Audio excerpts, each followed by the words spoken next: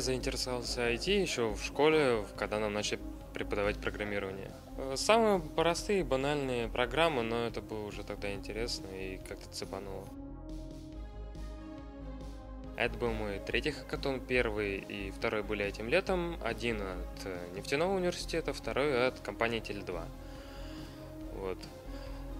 Этот же хакатон получился очень спонтанно и неожиданно, потому что там меня позвали люди из олимпиады, в которой я участвовал в другом городе.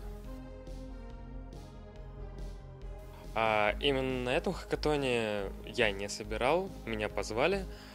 И дальше в целом есть планы на то, чтобы участвовать где-то еще вместе, но в ближайшее время пока что нет. Мы все познакомились на Олимпиаде Волга-IT в Ульяновске, куда мы попали на финал. Один парень, его зовут Данил, он из Омска, занимается фронтенд разработкой, сайты, верстка. И сам он из Омска и учится в колледже. А второй парень, наш капитан, насколько я знаю, он уже работает и занимается бэкэнд разработкой, то есть серверной частью. У нас был проект по аналитике данных от компании Danone. Нужно было проанализировать, какие потребности есть в плане товара у покупателей. Сколько требуется товаров в тот или иной магазин, какой спрос, и где больше всего спроса и где меньше, и подобное в условиях нашей нынешней ситуации с пандемией. Для этого используются формулы аналитики, нам они были предоставлены, мы во все это вникли и решили с помощью этого задачу. Трудность заключалась в том, что мы ожидали совсем другую задачу. Мы ожидали создания сайта или мобильного приложения, а получили по итогу почти голую аналитику и программирование.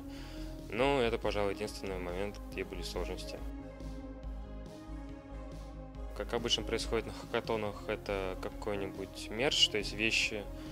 А на данном хакатоне призом еще основным был упрощенный отбор на стажировки в компании. Например, Сбер. У Сбера есть стажировка Сбер Seasons. Как она обычно проходит у людей? Люди подают заявки, отправляют свои резюме и ждут, когда им позвонят. Мы же, те, кто прошли и заняли призовые места на хакатоне, получили возможность пройти этот этап. И просто нам, когда начнется уже новая стажировка, мы подадим заявки, нам просто позвонят, как только смогут. То есть мы не проходим этап отбора, где отсеивается около половины людей, еще при просмотре резюме. А хакатоны полезны прокачиванием своих навыков, скиллов, возможно, предоставление и презентация задачи, о которой ты почти ничего не понимаешь, то есть разрабатывается навык преподнести что-то. Ну и в целом это очень классная вещь, которая позволяет познакомиться с большим количеством новых людей.